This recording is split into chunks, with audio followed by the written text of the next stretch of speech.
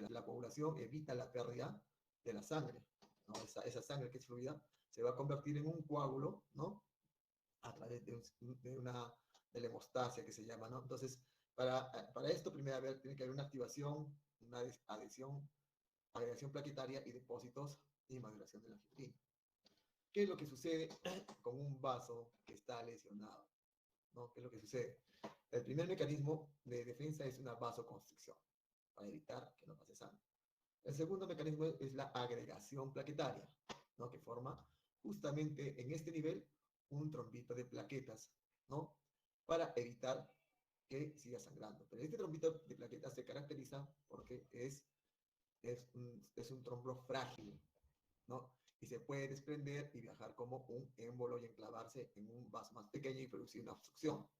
Para que este trombo de plaquetas se adhiera bien a la lesión, tiene que ser a través de la fibrina, ¿no? El cual va a ser estable este trombo, ¿no? Entonces, ¿qué es lo que va a pasar? Que el fibrinógeno se va a convertir en fibrina a través de esta trombina que va a activar que el fibrinógeno se convierta en fibrina. Para ello, la protrombina tiene que ser activada por el factor 10. Entonces, hay dos vías, ¿no? De la cascada de coagulación o la vía de la coagulación, la extrínseca y la intrínseca. La extrínseca, en donde la tromboplastina va a activar el factor 7 y este directamente el factor 10. Y la intrínseca, donde el factor 12 activa el 11, después al 9, posteriormente al 8, y este activa el factor 10, que va a hacer que la protrombina se convierta en trombina, y este a su vez va a realizar que el fibrinógeno se convierta en fibrina, que va a ser este trombo estable. ¿De acuerdo? Pero hay desórdenes de la circulación que nosotros tenemos que ver. Entonces, el sistema circulatorio es básico en la homeostasis del medio interno. O sea, para que el medio interno esté en equilibrio, este sistema circulatorio tiene que estar ok. Sirve para ofertar oxígeno a los tejidos para la síntesis de ATP celular, el cual es muy importante para la función tisular y la estructura. Entonces, la microcirculación, ya sea si hablamos de las terminaciones capilares o de las glándulas, se encargan de un intercambio entre tejido, la sangre y el medio interno mediante un flujo llamado flujo difuso de nutrientes y gases. Este flujo difuso requiere de un flujo conectivo generado por la actividad cardíaca, es decir, por el gasto cardíaco. ¿Quién genera el gasto cardíaco? Nosotros saben que hay dos circulaciones, la circulación sistémica y la pulmonar. La circulación sistémica tenemos de bomba aquí el ventrículo izquierdo, que va a hacer que a través de la aorta vaya una determinada cantidad de sangre a la circulación y va a regresar a la aurícula izquierda, ¿no? Esta sangre que va a la circulación es oxigenada, consumida el oxígeno por los tejidos y regresa la sangre venosa hacia la aurícula izquierda. Esta pasa al ventrículo derecho y de ahí va a los pulmones para que sea nuevamente oxigenada y regresa por las venas pulmonares hacia la aurícula izquierda. Entonces, la homeostasis del sistema circulatorio va a depender de varios factores, de una bomba cardíaca, la cual tiene que estar ok. Si hay pacientes que tienen valvulopatía, ¿no? Una estenosis aórtica severa o tenga una cardiomegalia, ¿no? Esta bomba no va a funcionar bien, por lo tanto el débito cardíaco va a estar disminuido y la homeostasis del sistema circulatorio no va a ser la adecuada.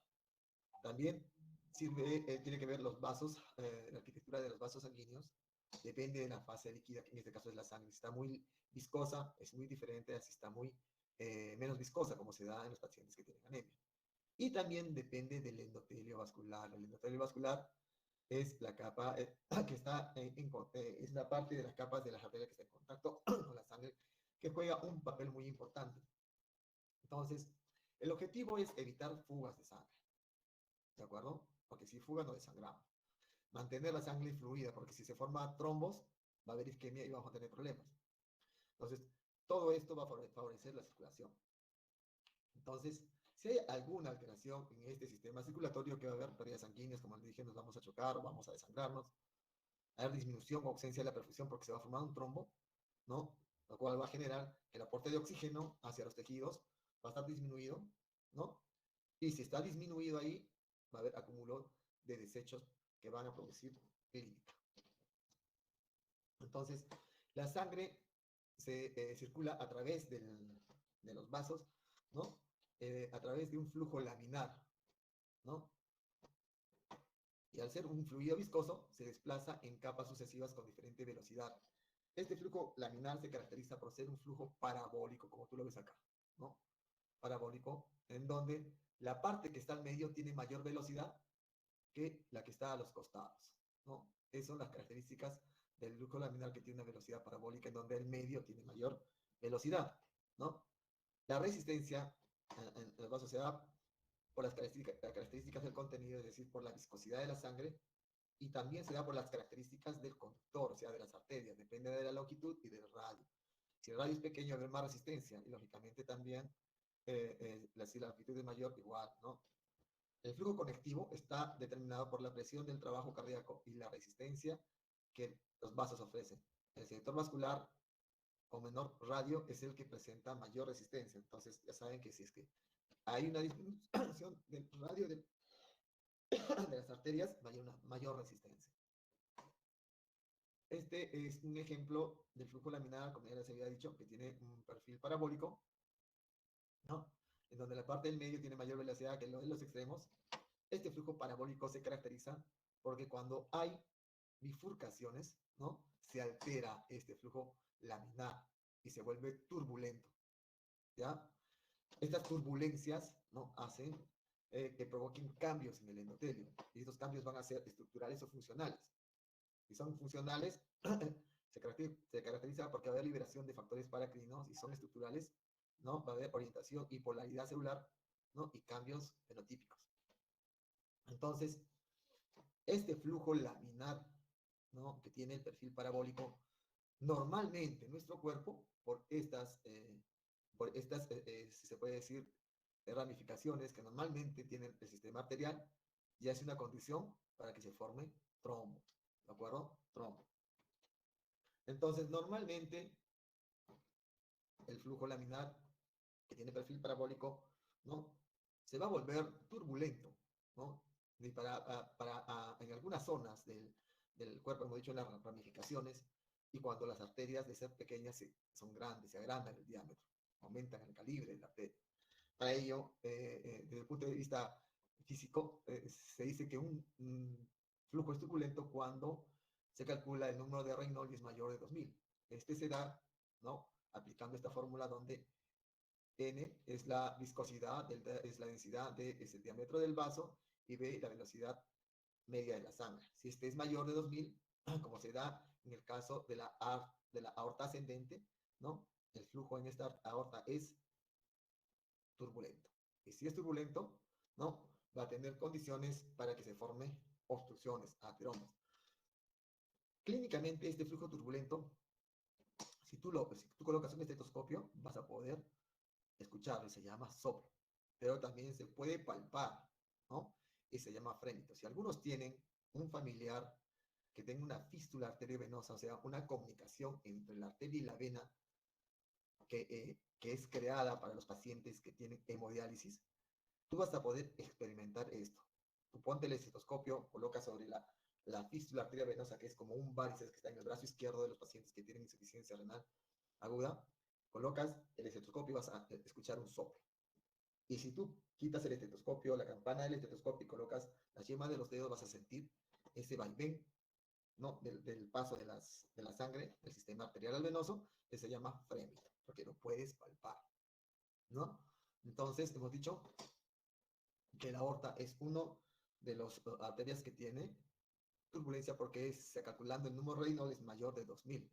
Entonces, para concluir esta parte, nosotros tenemos que decir cuándo este flujo laminar parabólico que tiene velocidad más rápida al medio y menos a los extremos se vuelve turbulento cuando la viscosidad de la sangre disminuye. Cuando disminuye, cuando hay anemia, ¿no? O cuando hay obstrucciones. Por ejemplo, un ateroma hace que se vuelva turbulento. O cuando, por ejemplo, esta arteria encuentra un aneurisma, ¿no? También se vuelve turbulento. ¿Hasta aquí está claro, jóvenes?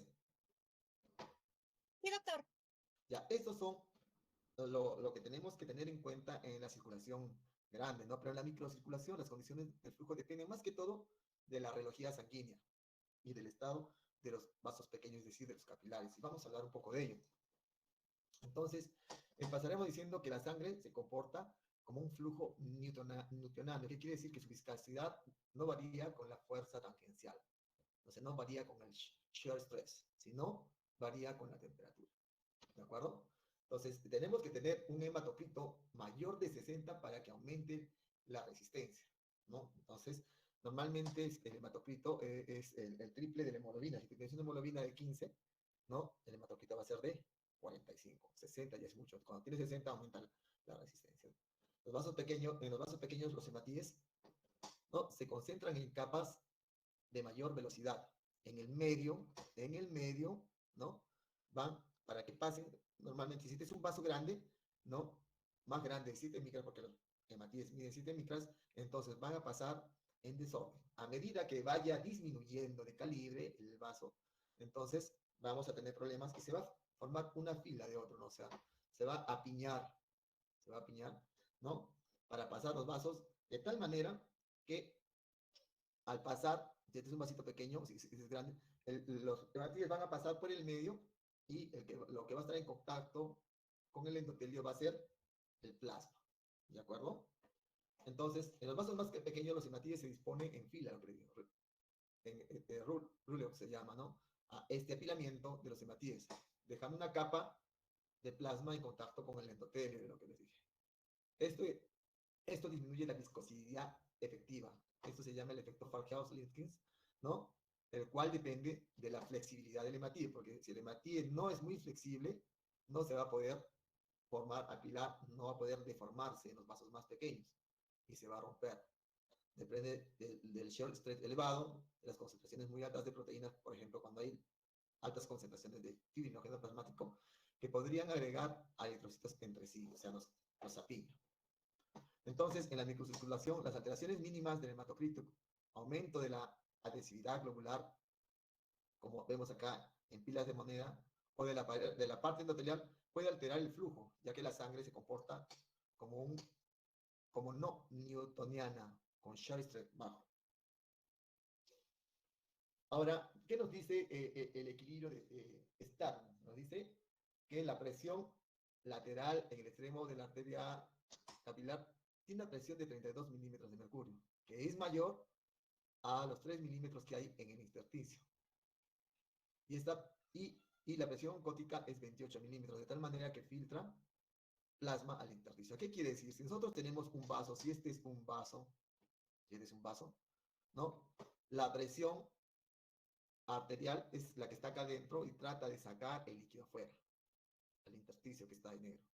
Entonces, es 32 milímetros. La presión que evita que el líquido pase afuera es 28. Acá estamos las proteínas, ¿no? La albúmina que da la presión cótica es 28. Entonces, si haces una resta, lógicamente, va a ser mayor esta presión y va a hacer que pase algo de líquido al intersticio, ¿de acuerdo? En los extremos distales del capilar, la reducción de la presión lateral sumada al aumento de la presión cótica intracapilar revierte el proceso de absorción del líquido intersticial. Ahora, la variación de la presión lateral y oncótica junto con la alteración del flujo linfático pueden generar aumento del líquido intersticial, es decir, va a formar edema, que de forma local, que puede ser en forma local o puede ser en forma generalizada. Ahora, para comprender la fisiopatología, ¿no?, de las alteraciones del sistema vascular, debemos tener en cuenta y saber interpretar los efectos de los flujos de trastorno de flujo, el trastorno de la pared con la interacción con la sangre y las alteraciones del tono venoso vascular. Las manifestaciones van a depender de la localización de la arteria, del vaso, donde se da la lesión y del mecanismo fisiopatológico que la está produciendo. Ahora, ustedes saben por histología que esta es una arteria, ¿no? Tiene una túnica media, pero lo que nos interesa es el endotelio, que es la capa más interna, ¿no?, de la arteria que está en contacto con el vaso. Ese endotelio es muy importante. No solo es una estructura que sirve de cubierta interna del vaso sanguíneo, especialmente las arterias, ¿no? Su función abarca mucho más. No es capaz de regular y responder a cambios hemodinámicos con funciones endocrinas sobre la respuesta de estímulos físicos o químicos a los que se encuentran sometidos. Por lo tanto, este endotelio puede tener propiedades antiaterogénicas, antitrombóticas y fibrinolíticas. El endotelio es capaz de traducir cambios mecánicos en función secretora. ¿Qué es el shear stress o tensión tangencial? Es la distensión que ejerce la columna de sangre sobre la superficie endotelial, ¿no?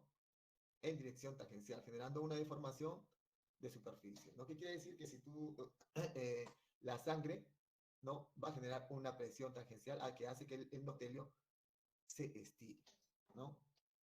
Entonces, en zonas donde hay bajo shear stress, van a ser propensas a formación de ateroma, ¿no? Y generalmente son en las bifurcaciones del sistema arterial o son en las arterias grandes como la aorta. Aquí tenemos, por decir, ¿no? Todos estos lugares, ¿no?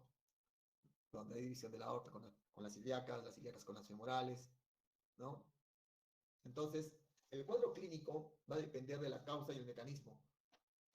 Entonces, por ejemplo, vamos a tener una alteración en la regulación del sistema venoso, como se da en las disautonomías, ¿no? Que puede ser por una actividad simpática, el mecanismo puede ser una hiperemia o vasoespasmo, entonces vas a tener isquemia aguda o congestión. Ahora, si hay algún daño en la pared vascular, que puede ser por oclusión, por expansión de lesión o una producida por inflamación, vas a tener, por ejemplo, si es una embolia, puede ser un ateroma, puede ser una trombosis, ¿no? Que va a producir, por ejemplo, una isquemia, ¿no? La embolia puede ser una embolia de sangre, ¿no? Un émbolo que se da generalmente en los pacientes que tienen fibrilación auricular, puede ser una embolia de aire cuando se coloca un catéter venoso central, o grasa también cuando se coloca un catéter venoso central, puede ser una vegetación que se da en la endocarditis bacteriana, que está allí, o un ateroma, es un acúmulo de lípidos en las íntimas de la arteria que va a producir una isquemia, una trombosis, formación de un trombo, puede ser una disección también de la aorta, una compresión, ¿no? Que va a dar síndrome compartimental, ¿no? Que puede ser una compresión que lo puede dar también un tumor o una adenopatía. También aquí están las lesiones aneurismáticas, ya sea por una degeneración de la capa media de las arterias, que pueden producir hemorragia o una embolia. Ahora, si hay alguna alteración en la sangre, hay dos formas de manifestación: la hipercoagulabilidad, alteración de la oclusión, ¿no? Los factores coagulantes lúpicos, por ejemplo, o los anticuerpos antifosfolípicos, se van a caracterizar porque van a dar diferentes formas de enfermedades isquémicas a cualquier nivel, ¿no? Y también cuando hay déficit de la hemostasia, por ejemplo, en la hemofilia, donde hay deficiencia del factor 8, hemofilia tipo A, 9 tipo B, las enfermedades de Willebrand, la deficiencia de los factores de coagulación, que nos va a traer una serie de enfermedades como son las púrpuras, petequias, hematomas, hemorragias. Ahora, el cuadro clínico de las enfermedades vasculares depende también de la localización. Si hay una aterosclerosis a nivel carotidio, de la bifurcación carotidia, puede producir una oclusión, que se da el ataque isquémico transitorio, ¿no? ¿Qué quiere decir?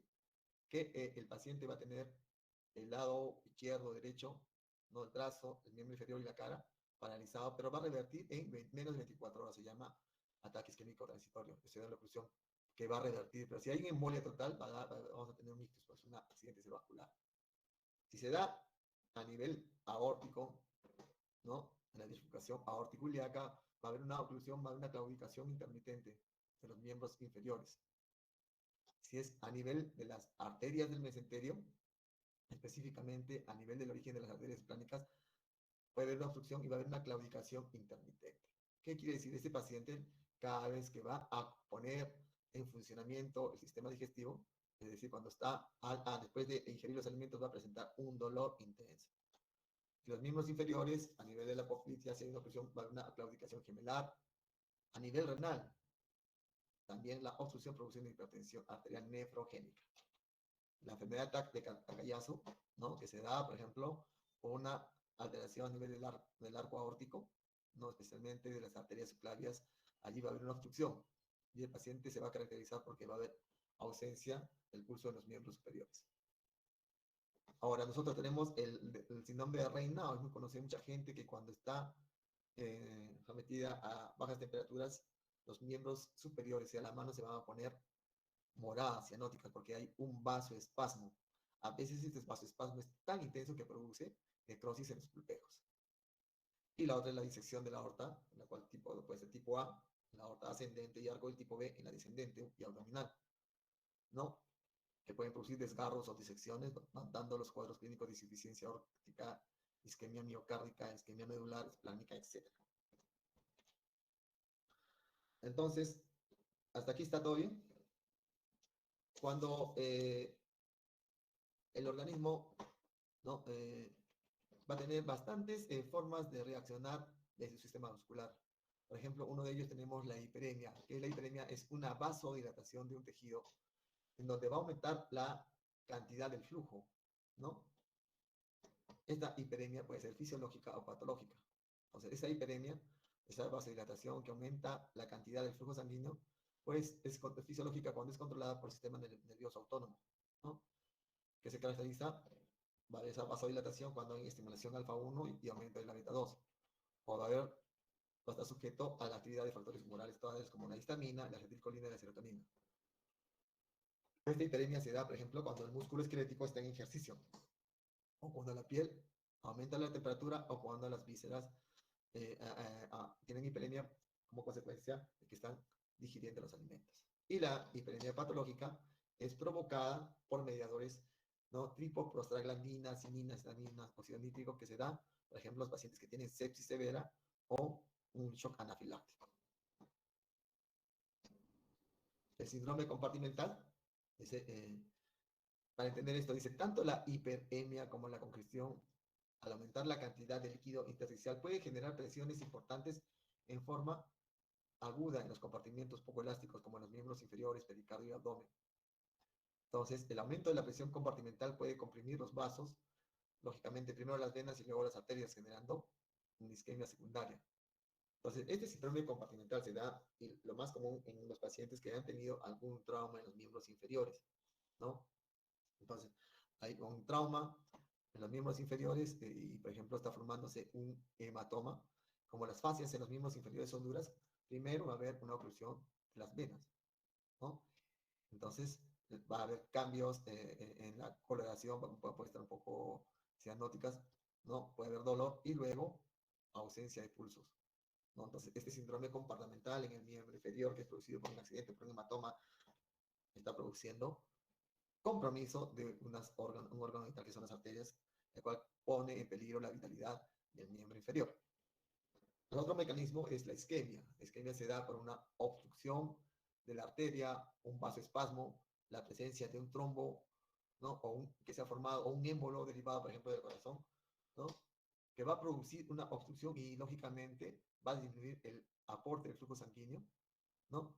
Hacia los tejidos, produciendo una hipoxia tisular, porque va a disminuir las concentraciones de oxígeno en esas zonas, ¿no?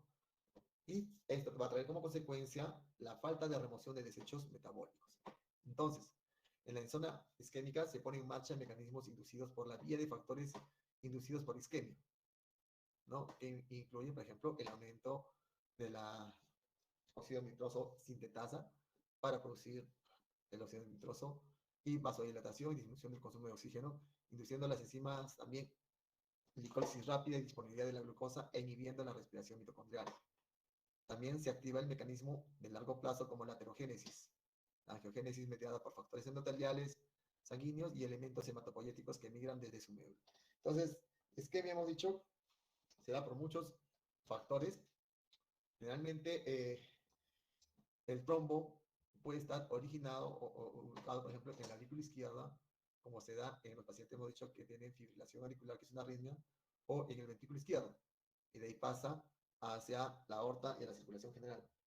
O puede estar ubicado a nivel del lado derecho del corazón, la formación de este trombo, pero tiene que haber una comunicación interauricular para que pase a la aurícula izquierda, y de ahí puede ser llevado a la circulación sistémica, ¿no? También puede ser por fragmentos de tejido graso, el cual se da en los pacientes que han tenido fractura, burbujas de aire, la presencia de infecciones bacterianas o micóticas, ¿no? Que se da, por ejemplo, en la endocarditis bacteriana, la presencia de cuerpos extraños, ¿no? Entonces, la obstrucción se da en las bifurcaciones y al aumentar la resistencia, de forma infinita reduce el flujo sanguíneo a cero. Entonces, la presión retrógrada aumenta, tratando de compensar la obstrucción por la circulación colateral. Si no hay circulación colateral o si no se logra, ¿no?, compensar con esta circulación colateral, se da la isquemia aguda con riesgo, ¿no?, de pérdida de este órgano vital. Entonces, la clínica de la embolia arterial a nivel de los miembros inferiores, ¿no?, va a generar, por ejemplo, una palidez, ¿no? Palidez, como la ves acá, frialdad, porque no hay perfusión cutánea. Tú vas a tratar de palpar el pulso pedio a este nivel, o el pulso tibial posterior, y no vas a encontrar este miembro frío, ¿no? Va a haber dolor de este miembro. ¿Por qué? Porque hay acumulación de sustancias de desecho. El potasio está elevado, el lactato está elevado, el hidrogeniones y el CO2. Este dolor, que es por acúmulo de sustancias de desecho, no va a calmar lógicamente con los analgésicos comunes y corrientes, ¿no?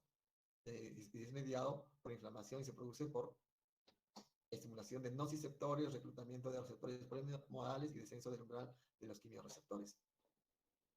También ese dolor contribuyen los nervios, ¿no? Va a haber también algo de lo no neuropático, ya hablamos de los pulsos, y el paciente lógicamente va a tener impotencia funcional, ¿no? Ausencia del flujo retrógrado de la sangre altera la función de los órganos, parálisis muscular, elevación de las enzimas, falla orgánica, insuficiencia renal. Si no se remedia, lleva necrosis y pérdida del miembro. Entonces, es la clínica de una embolia arterial aguda, ¿de acuerdo? Entonces, este miembro va a estar frío, sin pulsos y va a tener dolor muy intenso. La oclusión de la arteria, la oclusión arterial crónica es diferente, porque le da un tiempo necesario que le permite la adaptación a la isquemia y da lesiones crónicas, ¿no? Es decir, cambios de coloración, ¿no?, en áreas hiperémicas de la piel, áreas de color ocre, ¿no?, y signos de atrofia en la piel y papaneas. En estas zonas van a estar de color ocre, no va a haber, como se dice, sudoración, no va a haber allí tampoco vello. Hay frialdad por falta de la perfusión cutánea, ¿no? No puede haber dolor de reposo si la oclusión es compensada con la circulación colateral, aunque al realizar el esfuerzo del músculo esquelético puede presentar dolor. O sea, este paciente, si tiene una oclusión arterial crónica en el miembro inferior, va a claudicar cuando lógicamente va a hacer ejercicio, porque va a necesitar más oxígeno de lo necesario, ¿no? Y va a tener que hacer reposo y va a remitir ese dolor, ¿de acuerdo? Ahora, en la clínica de la embolia arterial crónica, uno de los mecanismos que produce esta es la aterosclerosis, ¿no? La aterosclerosis puede ser por factores de elevación del colesterol triglicéridos, como se da en la dislipidemia, en los pacientes que tienen una hipertensión arterial, tabaquismo y diabetes mellitus. También hay otros factores, por ejemplo, de aterosclerosis, como es la hiperhomocisteinemia, el sedentarismo, el estrés y la obesidad. También se puede producir aterosclerosis porque a medida que se va avanzando los años hay cambios degenerativos en el endotelio. El endotelio no funciona bien y se presta a producir cambios ateromatosos. Es por eso que la aterosclerosis aumenta con la edad, porque el endotelio no funciona como antes, ¿no? Entonces, estos cambios generan una desorganización endotelial, dice reclutamiento de los macrófagos, permeabilización del LDL y una respuesta inflamatoria crónica, estrecha la luz por la producción de una placa telematosa con depósitos lipídicos íntimos. Ahora, hay una relación tobillo graso que sirve para diagnosticar este tipo de patología, ¿no? Sirve para diagnosticar la obstrucción arterial. Entonces se registra la presión sistólica de tobillo, puede ser pedial o tibial posterior, mediante Doppler y se compara con la braquial.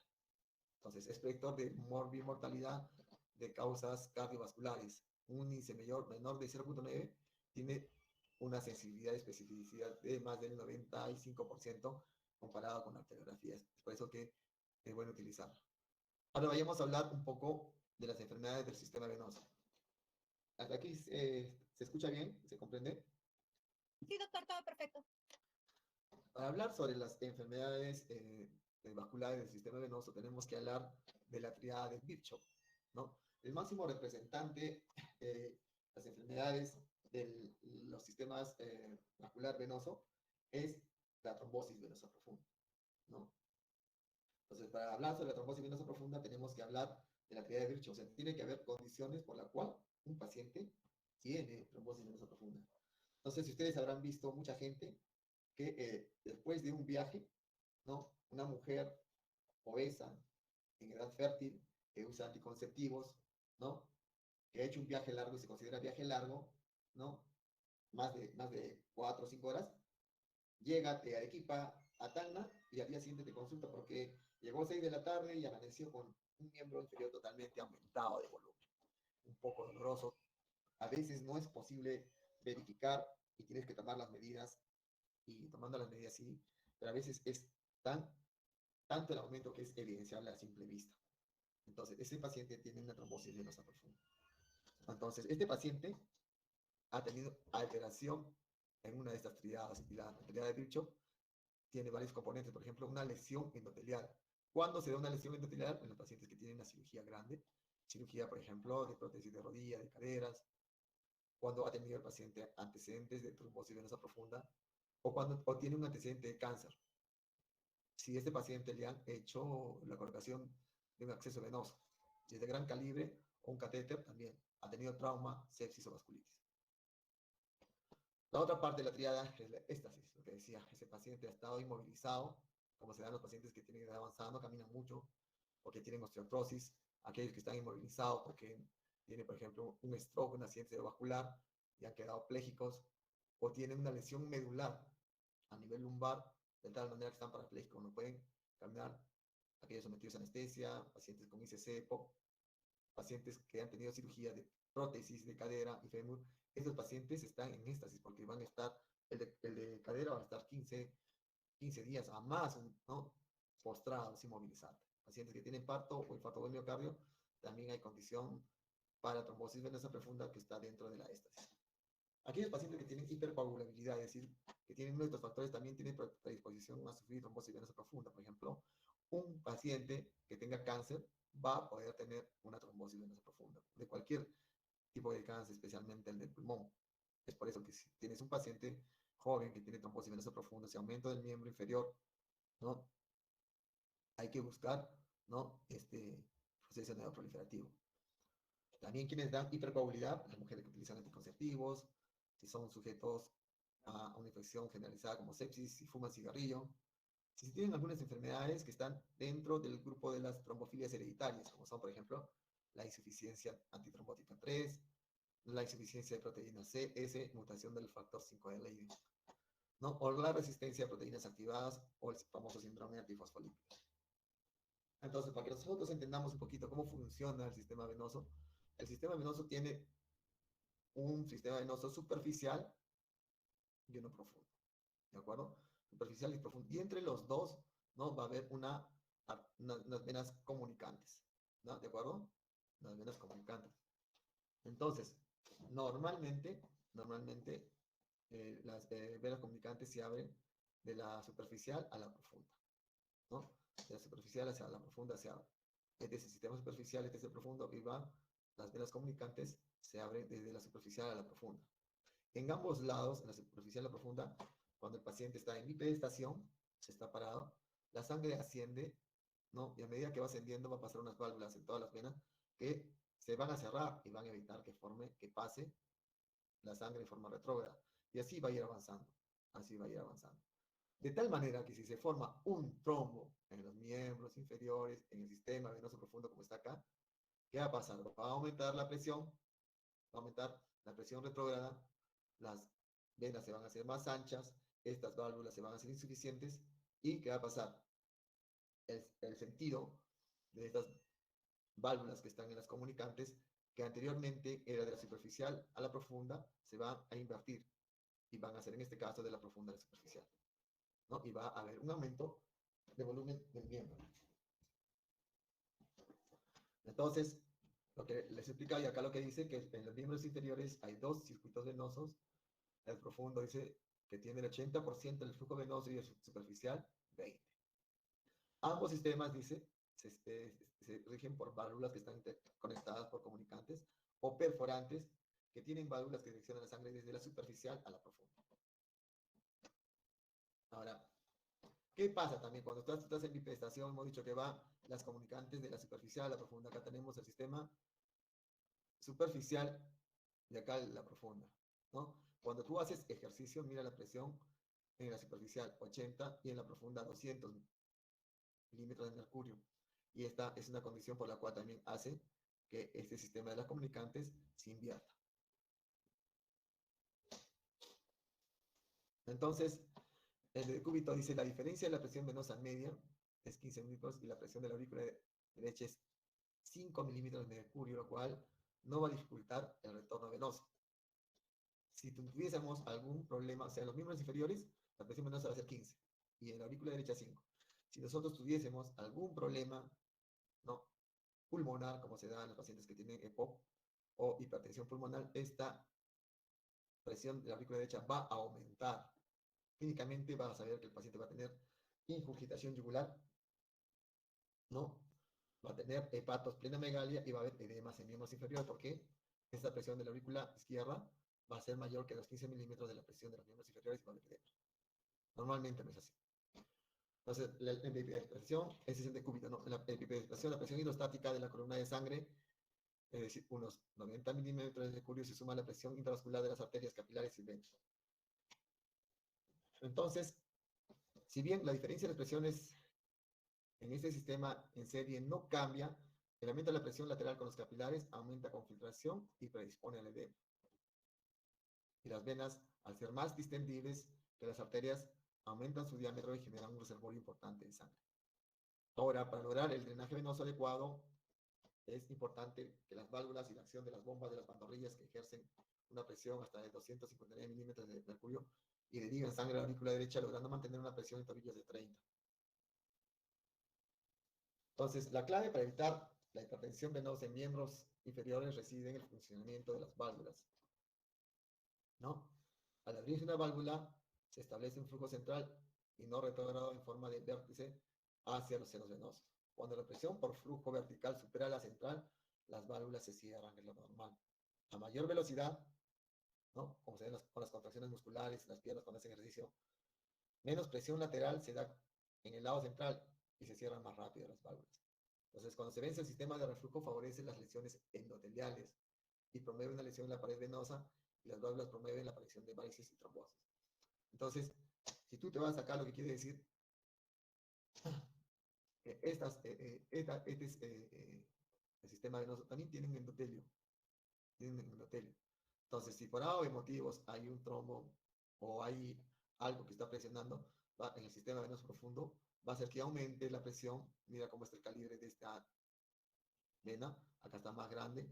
Las válvulas van a ser insuficientes y ya no van a llevar arriba por insuficiencia porque también hay un trombo.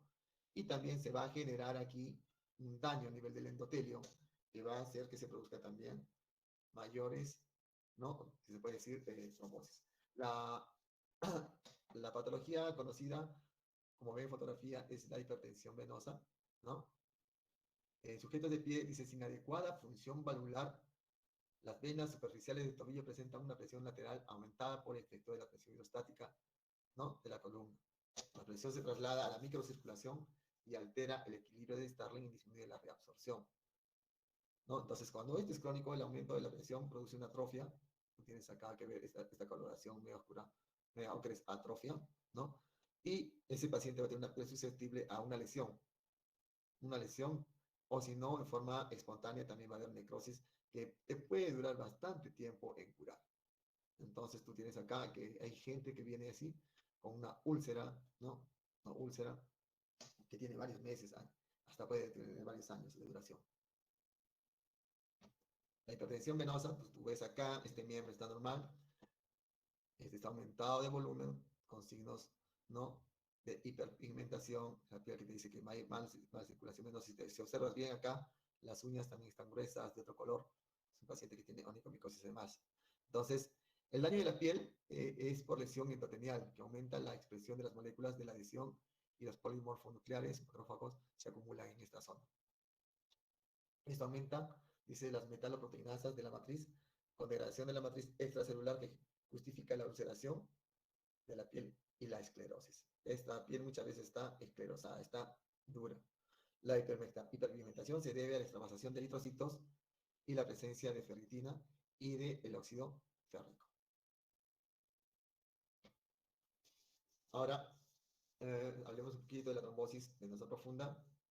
Esta trombosis venosa profunda puede afectar todo el miembro inferior si el trombo se ubica a nivel de una eh, vena bien proximal, que es la ilíaca, el muslo, la pierna y los territorios distales que sean a nivel de la poplitea.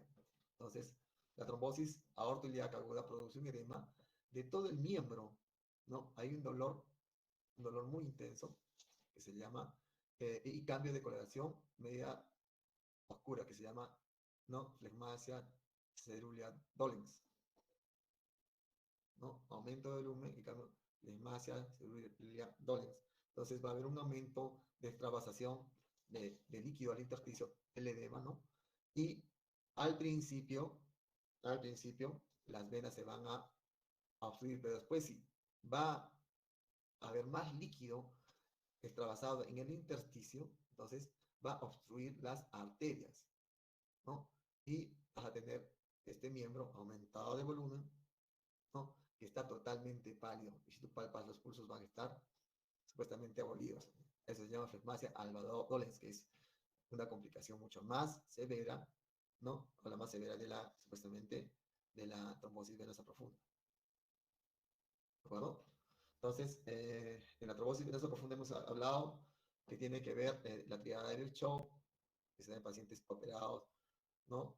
Por neoplasia, que tienen estados de hipercoagulabilidad, aquellos que tienen estasia venosa, ¿no? Es por ello que la indicación de antiagregación y movilización en los músculos de pantorrilla se da en el postoperatorio. Ahora, los varices, no, los varices que nos dice, hay una dilatación anormal de las venas del territorio superficial. Normalmente no deben dilatarse. Y esto se debe a la falla de las válvulas, ya sea por insuficiencia primaria, ¿no? Como se da en los pacientes en forma congénita. Hay gente que tiene varices porque el abuelo, el papá y el hijo tienen, o se da por una destrucción del proceso inflamatorio o trombosis, ¿no? Por ejemplo, un estado postrombótico.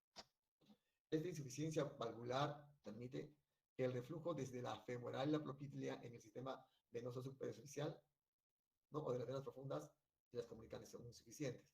Entonces, todo en la sangre del sistema venoso profundo por las comunicantes insuficientes va a pasar al sistema venoso superficial,